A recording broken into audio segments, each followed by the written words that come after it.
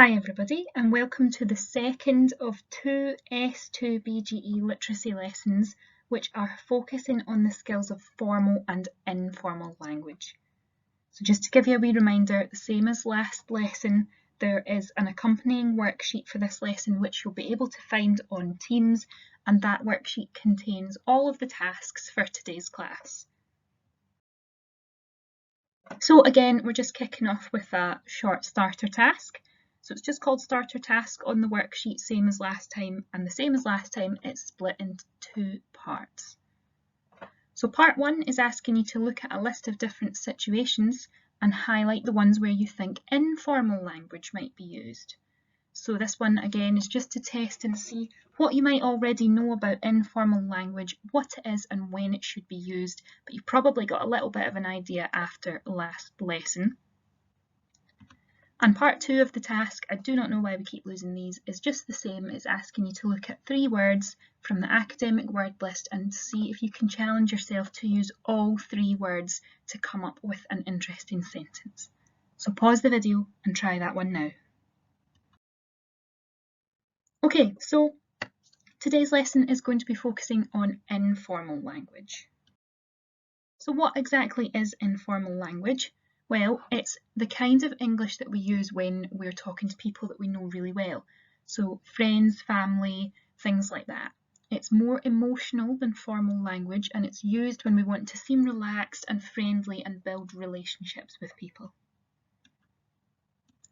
So just as a wee reminder, informal language is usually quite chatty, it's very natural, it's friendly, it's very relaxed and personal, so you might talk about yourself.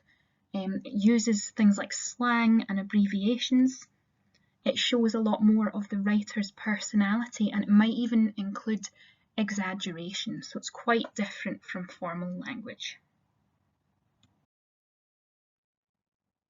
Okay, so I mentioned there that it might use slang. So slang and dialect are important things that are related to informal language as well.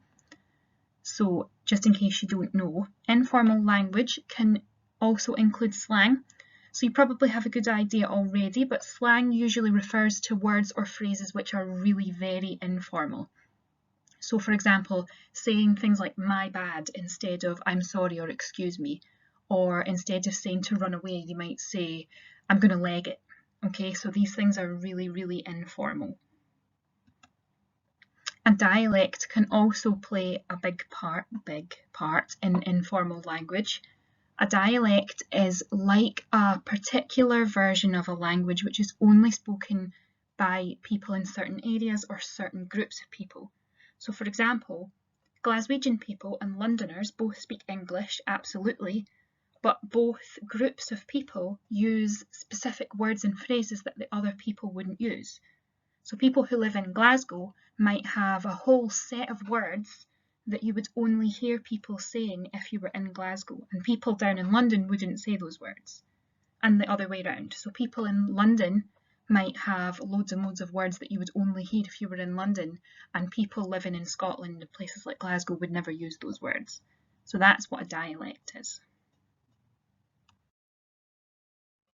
Okay, so kicking off the lesson with our first task. So you're looking for the organising task on the Teams assignment worksheet. And this task is asking you to read a number of sentences and organise them into 2 columns. So there's a table on the sheet. You've got to decide, is this a formal sentence or an informal sentence, and put it into the right column. So you should type your answers directly onto the table on the worksheet. Okay, so pause the video and try that one now.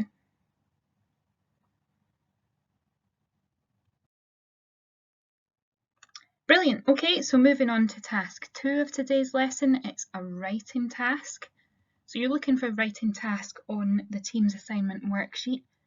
And for this task, you are going to have to read a formal paragraph, so it's written in very formal language, and then you're going to be given a choice of 2 tasks depending on whether you're using the differentiated or the non-differentiated worksheet today.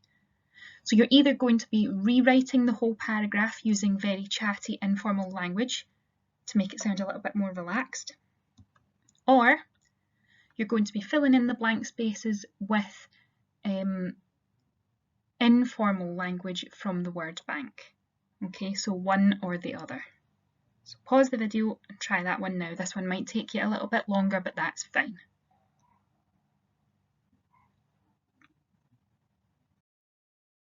Okay, well done. So moving on to our extension task for today.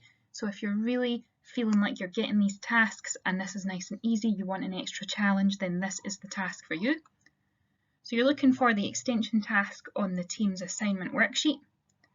So you should follow the link below, or if it's easier, you can just search Collins Dictionary on the internet, okay?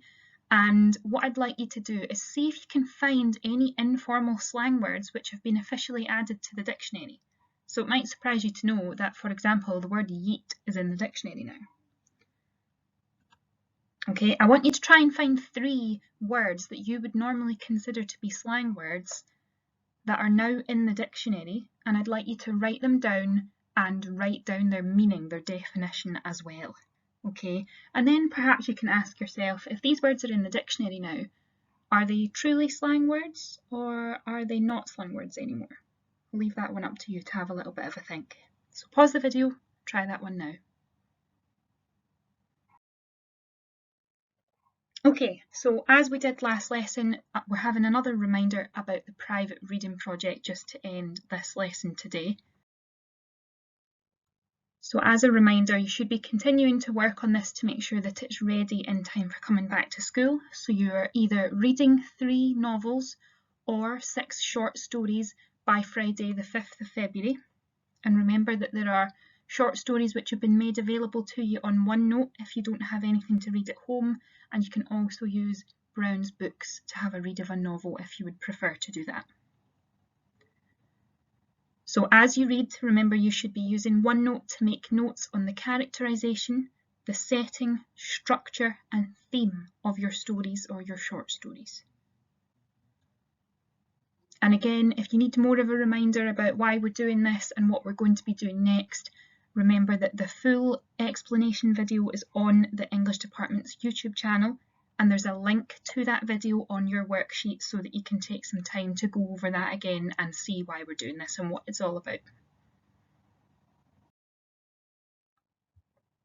Okay, so the last task of today's lesson is asking you again to do a little bit of reading towards your project. So we're aiming to do a little bit more reading. Try to do at least 20 minutes this time.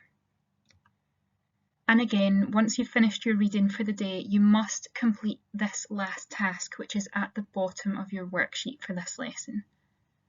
So you're going to add some notes in the table provided on characterization, setting, structure and theme. Please remember that unfortunately we can't use Flipgrid to do this anymore, which is why we're doing it on the worksheets or perhaps later on OneNote. So you're adding some notes, or depending on which worksheet you've got today, you're going to be writing a short summary about what you have read for this lesson. So take some time, do your reading, do more than 20 minutes if you can, do as much as you feel comfortable with. Then go back to the worksheet, fill out the boxes with the information, and that is the end of today's lesson. So well done everybody.